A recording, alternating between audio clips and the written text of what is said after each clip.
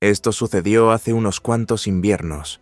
Yo había finalizado mi divorcio hacía aproximadamente 6 meses y, para decirlo suavemente, necesitaba un reinicio. Carla, mi novia en ese momento, sugirió que hiciéramos un viaje a algún lugar tranquilo, algo diferente del caos con el que había estado lidiando. Encontramos una cabaña en un lago en el norte del estado de Nueva York y la reservé por una semana sin pensarlo mucho.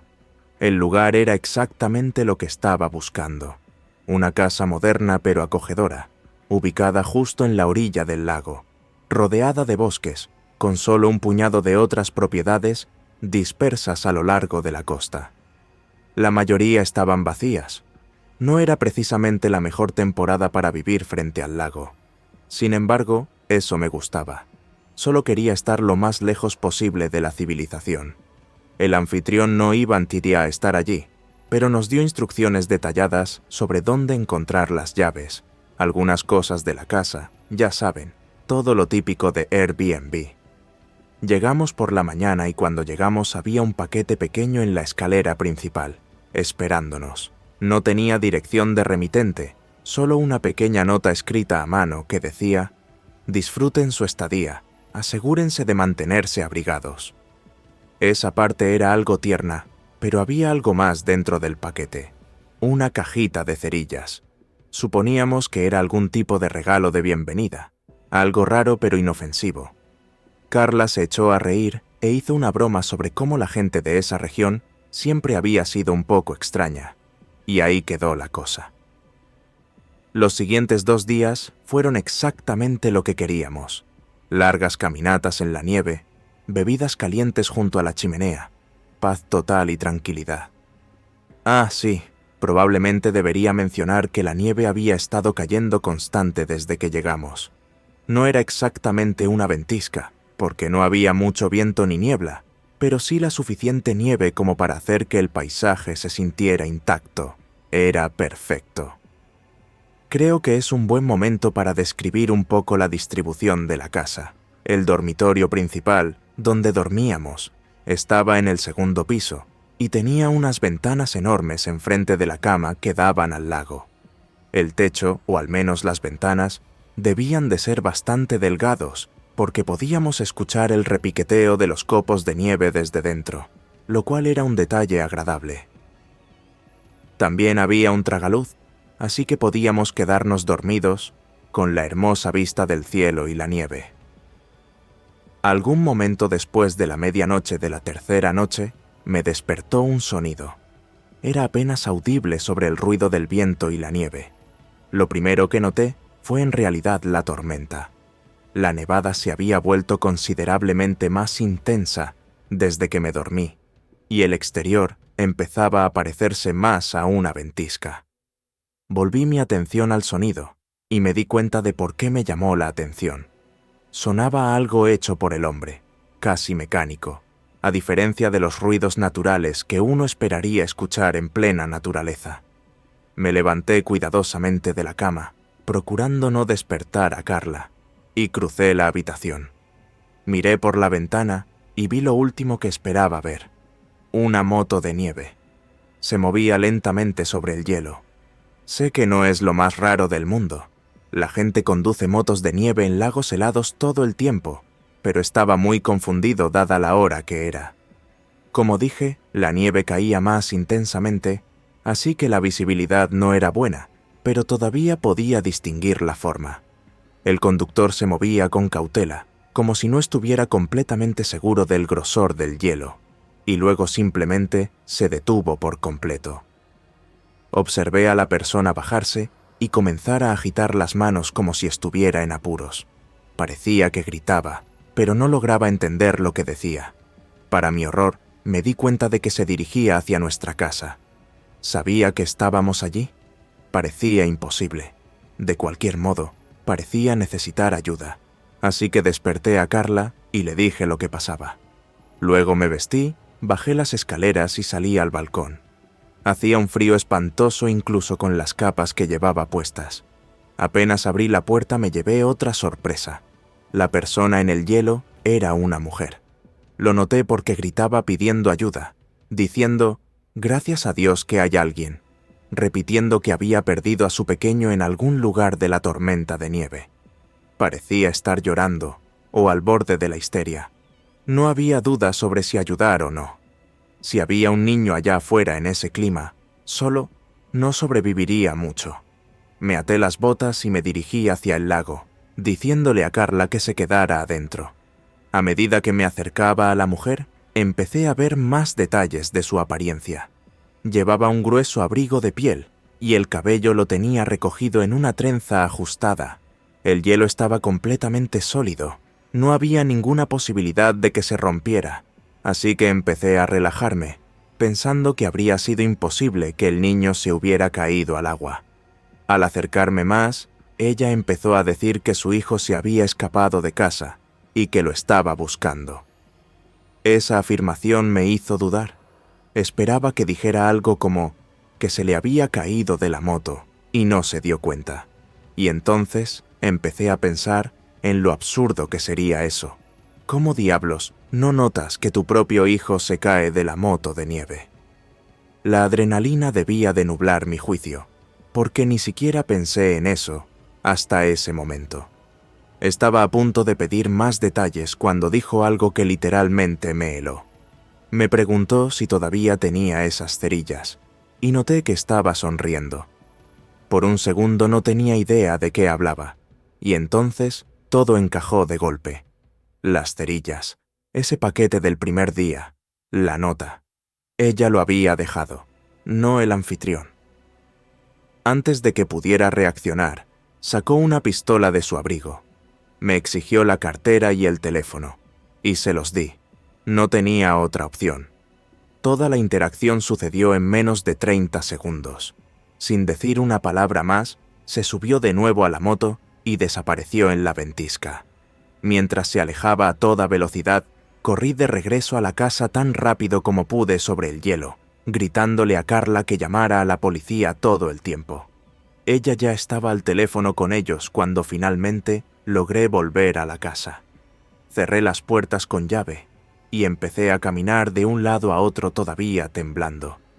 No dejaba de mirar al exterior, esperando por momentos ver esa moto de nieve volviendo a rondar. La policía llegó aproximadamente 1 hora después. Para entonces, la nevada fresca ya había cubierto cualquier rastro que esa mujer hubiera dejado. Carla estaba histérica, pero yo estaba sobre todo enfurecido. Había venido buscando paz.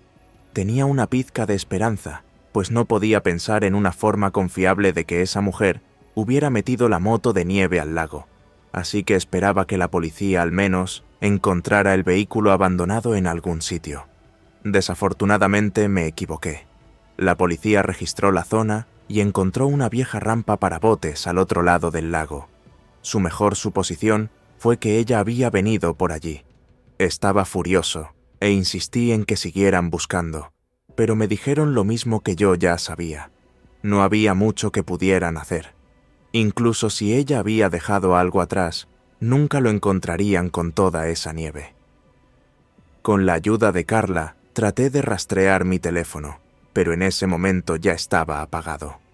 Lo único bueno de todo el calvario fue que el anfitrión de Airbnb nos reembolsó el viaje completo.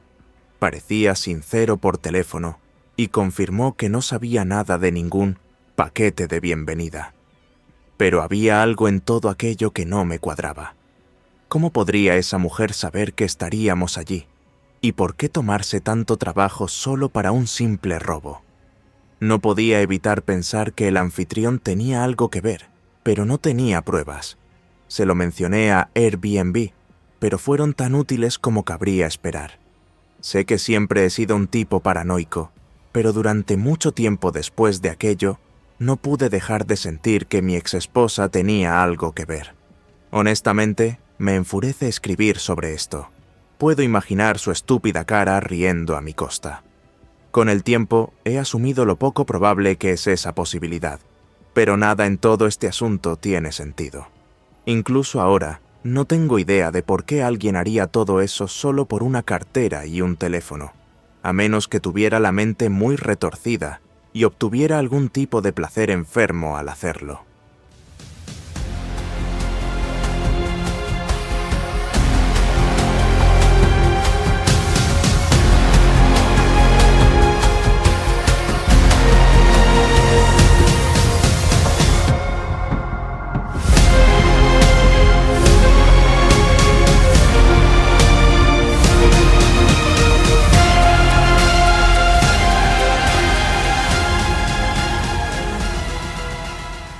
Mi familia tiene una casa en un lago del norte de California, que visitamos por un par de semanas al año en la mejor temporada veraniega. Es de 2 pisos, con un ático. Cuando mi hermana menor y yo éramos pequeños, solíamos subir al ático y fingir que acampábamos con sacos de dormir. Incluso llevábamos a nuestro cachorro allá arriba. Había una ventana pequeña en el ático desde la que nos asomábamos para mirar el lago. Siempre nos encantaba ver a la gente desde ahí. En nuestra temprana adolescencia nos volvimos un poco grandes para que ambos pudiéramos estar en el ático cómodamente. Así que se acabaron nuestras travesuras con sacos de dormir. Mirándolo en retrospectiva, fue un poco triste, pero todos tenemos que crecer en algún momento. Cuando mis abuelos murieron, mis padres heredaron el resto de sus muebles. Teníamos algo de espacio para acomodar las piezas más grandes, pero el ático terminó abarrotado con objetos más pequeños que nos legaron. Mis padres en realidad no tuvieron el corazón para deshacerse de ninguna de esas cosas, ya que era lo único que les quedaba de mi nana y mi abuelo. Fue agridulce guardar todas las cosas de mis abuelos allá arriba, pero reconfortaba saber que pequeños pedazos de sus objetos más preciados seguían cuidándonos, de alguna forma. Todo ese período se sintió honestamente como el final de mi infancia, y apuesto a que mi hermana estaría de acuerdo. A medida que crecimos, fue más difícil para mi familia ir a la casa del lago debido a mis estudios y al trabajo de mis padres. Con suerte, todos juntos, podíamos sacar apenas una sola semana libre para un viaje familiar, pero nada más allá de eso. Mis padres no querían alquilar la casa durante los muchos meses que no estábamos allí, porque temían que nos robaran o dañaran las antigüedades inquilinos sospechosos. Así que la mayor parte del año estaba prácticamente abandonada.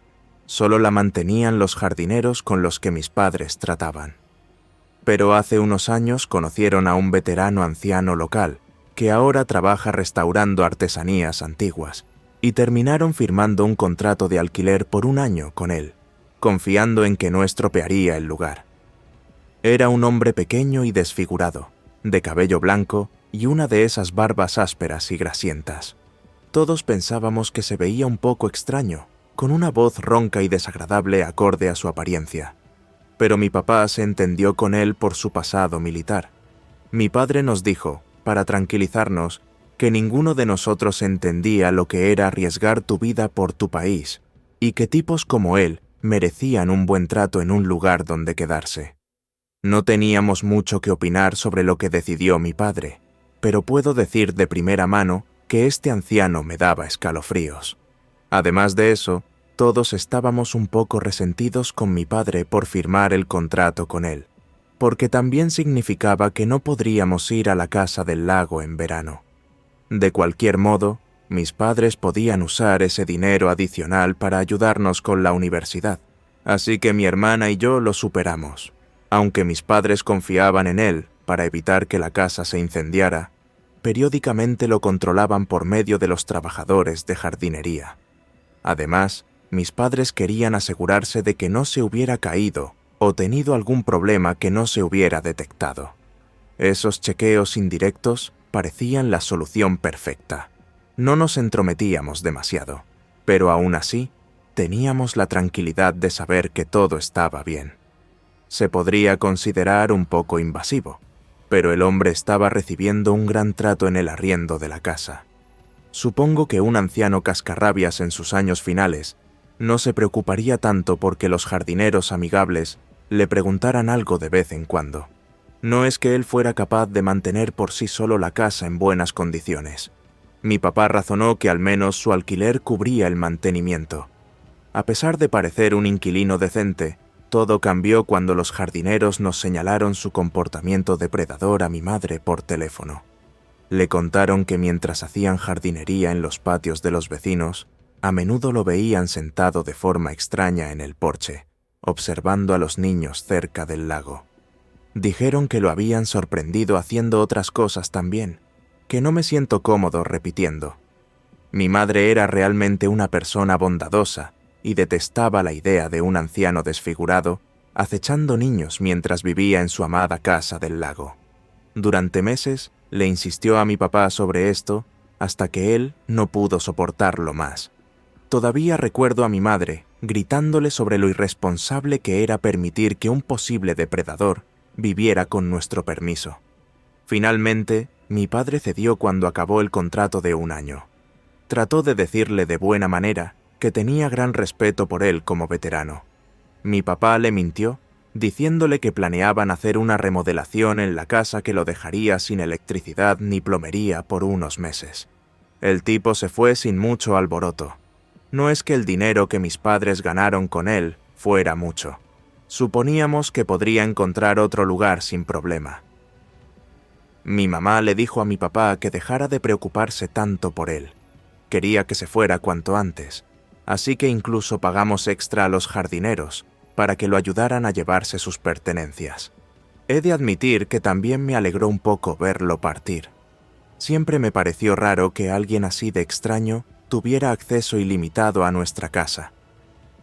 1 año después, mi hermana menor se graduó de la universidad. Entonces, mis padres aprovecharon la oportunidad, tomaron algunos días por enfermedad y nos llevaron de nuevo a la casa del lago ese verano. Mis padres habían adoptado recientemente un labrador negro mezclado, llamado Rex, que mi hermana no conocía aún, así que estaba especialmente contenta. Me ahorraré los detalles irrelevantes, pero para cuando llegamos a la casa, el sol ya empezaba a ponerse, así que decidimos dejar a Rex adentro mientras íbamos a cenar al pueblo. La casa no tenía alimentos ni nada, así que no había otra opción. Antes de irnos, noté que Rex actuaba raro. Tenía las orejas levantadas y seguía dando vueltas como si esperara algo. Supuse que solo estaba cansado del largo viaje y no le di importancia. No nos tardamos mucho, solo lo suficiente para comer y esperar a que el calor bajara. Pero cuando volvimos, sentí que algo no estaba bien, muy en serio. Antes de poder decir nada, vi a Rex. Estaba tendido al pie de las escaleras, jadeando. Mi hermana gritó, y entonces me di cuenta de que había sangre manchando el piso debajo de él. Mi mamá sacó su teléfono de inmediato, seguramente para llamar al 911. Sin decir palabra, mi papá fue a la cocina y tomó un cuchillo. Lo seguí, y los dos empezamos a revisar la casa con cuidado, buscando a quien hubiera entrado. Cuando llegamos al piso de arriba, mi papá me hizo señas para que me detuviera. Tardé un segundo, pero finalmente comprendí lo que estaba mirando. La trampilla del ático estaba abierta. No totalmente abierta, sino entreabierta, lo suficiente para ver el brillo débil de una linterna apuntando hacia abajo. No estoy orgulloso de admitirlo, pero sentí un terror paralizante en ese momento. Si no hubiera sido por mi papá, no sé qué habría ocurrido. Sin dudarlo, él tiró de la compuerta y empezó a subir rápidamente la escalera. Yo no lo seguí esta vez. Estaba demasiado asustado. Me quedé escuchando, esperando oír algún tipo de pelea, pero no hubo nada. En su lugar, unos momentos después, mi papá bajó la escalera y parecía estar calmado. Me susurró que era nuestro viejo inquilino, y se notaba que estaba confundido sobre qué hacer. Mi mamá finalmente subió corriendo las escaleras y, cuando se enteró de lo que pasaba, comenzó a gritar a todo pulmón. Mi papá quería dejarlo ir, pero mi mamá no lo consentía. Ella ya había llamado a la policía de todos modos, así que no había vuelta atrás. Cuando llegó la policía, subieron al ático y lo bajaron por la escalera. Parecía estar muy mal, y noté que mi padre solo sentía compasión. La policía encontró nuestra llave en su poder, lo que enojó a mi mamá, porque mi papá le había dicho que había cambiado las cerraduras. Por suerte, Rex sobrevivió, aunque estaba gravemente herido. Por horrible que fuera lo que hizo ese hombre, mi papá se negó a presentar cargos, sin importar lo que mi mamá o mi hermana dijeran para convencerlo. Esa fue, de hecho, una de las discusiones más fuertes que mis padres hayan tenido jamás, y nunca entendí por qué mi padre tenía tanta compasión con alguien que había acuchillado a su perro. Todo esto pasó hace alrededor de 1 año, y no hemos regresado a la casa del lago desde entonces. Me entristece admitirlo, pero esta experiencia realmente arruinó mi imagen de infancia de esa casa. No puedo decir que quiera volver pronto.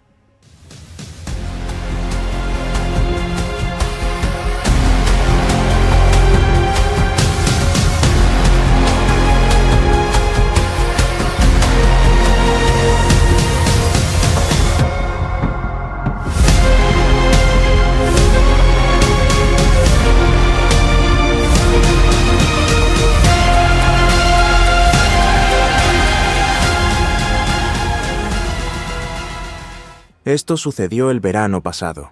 Yo tenía 20 años. Mi nombre es Jorge. Mi amigo Luis proviene de una familia muy adinerada. Su padre es como un abogado de patentes que trabaja para el gobierno de Estados Unidos o algo así. Tienen un montón de propiedades por todo el país y unas cuantas en el extranjero también. Ese es el tipo de riqueza del que hablo. Una de sus casas está en un lago relativamente grande, pero en general bastante aislado. El lago en sí no es tan grande como para que no puedas ver las casas del otro lado, pero sí lo suficientemente amplio como para que nadarlo entero sea un esfuerzo enorme.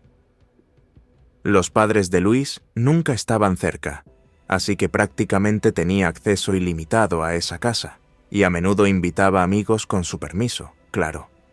Hay algo en estar en el lago que te hace sentir invencible. Es una sensación diferente a la de la playa, sin duda. No sabría cómo explicarlo, pero tiene un ambiente más exclusivo. Ojalá algún día tenga éxito suficiente para permitirme comprar una casa en un lago. Como dije, el lago en sí está bastante aislado. Las lujosas casas alrededor suelen estar oscuras y vacías, porque son segundas residencias para gente que ni siquiera las usa mucho. Pensándolo bien, es algo triste, aunque también tiene sus ventajas. Luis organizaba las fiestas más alocadas allí, porque casi no había vecinos que pudieran llamar a la policía. Esa noche fue diferente, sin embargo. Solo estábamos él y yo en un plan más tranquilo. No entraré en detalles, pero acababa de terminar con mi novia de 3 años y necesitaba urgentemente pasar algo de tiempo con mi mejor amigo. Estábamos tomando unas cervezas en el muelle cuando noté una luz que parpadeaba al otro lado del lago. No recuerdo exactamente la hora. Al principio pensé que se trataba del reflejo perfecto del sol sobre algo que me daba directo a los ojos, pero incluso al moverme seguía viéndolo. Parpadeaba, como si alguien encendiera y apagara una linterna repetidamente. Se lo dije a Luis y ambos nos quedamos mirando, intentando averiguar qué podría ser. En algún momento nos dimos cuenta de que los destellos no eran aleatorios, sino que seguían un patrón. 3 destellos cortos, luego 3 más largos, luego 3 cortos otra vez. Supongo que soy tonto por no saberlo, pero Luis chasqueó los dedos y dijo que era código Morse.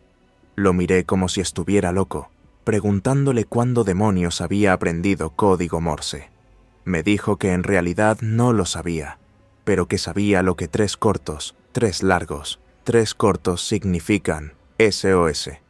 Le dije que era mentira y saqué mi teléfono, pero para mi sorpresa, tenía razón. Como dije, quizá yo soy el ignorante por no saber eso, pero nunca he sido un experto en conocimientos oscuros. En fin, la luz continuó 1 minuto más o menos, siguiendo ese patrón, antes de detenerse bruscamente. Nos quedamos mirándola todo ese tiempo sin saber qué pensar. Podía ser una broma, pero siempre existía la posibilidad de que alguien estuviera realmente en problemas. Luis sugirió inmediatamente llamar a la policía, pero le recordé que habíamos estado bebiendo y que no teníamos la edad legal. La verdad, yo estaba lidiando con un cargo de Dewey en ese momento, así que lo último que necesitaba era otro encontronazo con la policía. A él no le hizo gracia, y pude ver que dudaba. Ninguno de los dos podía pensar en una explicación lógica además de un secuestro o algo así. Pensamos que podría haber sido alguien que se cayó y necesitaba ayuda, pero eso no tenía sentido porque seguramente habría llamado a la policía. Siempre hemos sido los típicos amigos aventureros e imprudentes, así que decidimos que valía la pena ir a ver por nosotros mismos. Si resultaba grave, entonces sí llamaríamos a la policía. Volvimos a la casa. El hermano de Luis tenía un montón de navajas en su habitación. Era un chico raro, así que tomamos algunas para estar más tranquilos. Luis dijo que podía conducir y que deberíamos rodear el lago hasta esa casa, pero le dije que no me sentía cómodo, por razones obvias. Él bromeó sobre mi situación y me reí sin ganas. Si no íbamos en coche, solo quedaba otra opción. Los dos salimos de nuevo. Arrastramos el kayak del padre de Luis al agua. Al principio nos reíamos, disfrutando la aventura, pero mientras avanzábamos lago adentro, nos fuimos quedando en silencio.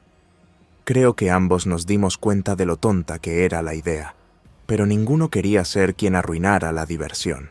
El sol ya casi se había puesto en ese punto, y cada vez era más difícil ver. No era completamente de noche, pues teníamos la luz de algunas casas del lago, pero aún así se sentía inquietante. Cuando nos acercamos más, pudimos ver la casa. Era grande, como las demás, pero estaba evidentemente descuidada. Para empezar, el muelle estaba medio derrumbado. Literalmente la mitad estaba sumergida en el agua. La luz que parpadeaba había cesado, lo cual no era buena señal. Planeábamos atar el kayak al muelle, pero obviamente no podíamos hacerlo porque parecía inestable. Por suerte, el terreno no estaba muy elevado sobre el agua, así que varamos el kayak en la orilla, con cuidado de no resbalar en las rocas. Sentí la adrenalina comenzar a correr por mis venas. Podía notar que Luis sentía lo mismo. Miramos hacia la casa. La luz provenía del segundo piso. Eso al menos lo sabíamos. Luis estaba asustado y dijo que nos fuéramos y llamáramos a la policía. Le recordé que tendríamos que remar de regreso a su casa para eso, pues no había cobertura en el lago y necesitábamos conectarnos a Wi-Fi. Le dije también que habíamos explorado 1.000.000 de edificios abandonados y que esto no era tan diferente.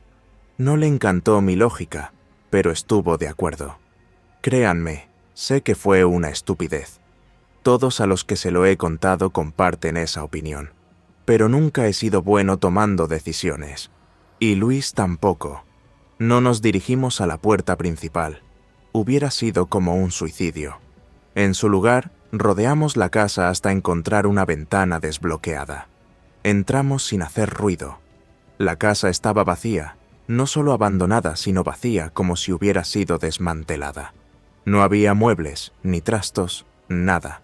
Para ser sincero, no parecía que nadie hubiera vivido allí jamás. Los suelos y paredes estaban completamente desnudos. Caminamos con cuidado por las habitaciones, buscando las escaleras. No había nadie a la vista, y todas las habitaciones estaban tan vacías como la primera. Finalmente encontramos las escaleras y subimos con cuidado. Hice una nota mental de dónde estaba la ventana por la que entramos. Avanzamos por un pasillo, hasta lo que, supuse, era la habitación de donde provenía la luz. Pegué mi oído a la puerta y no oí nada. Miré a Luis. Él asintió. Abrí la puerta con cuidado. La habitación estaba vacía salvo por una cosa cerca de la ventana. Me acerqué de puntillas y me di cuenta de lo que era. Un viejo proyector apuntando a la ventana. De inmediato saltaron todas mis alarmas. Era una trampa. Alguien había montado todo esto a propósito.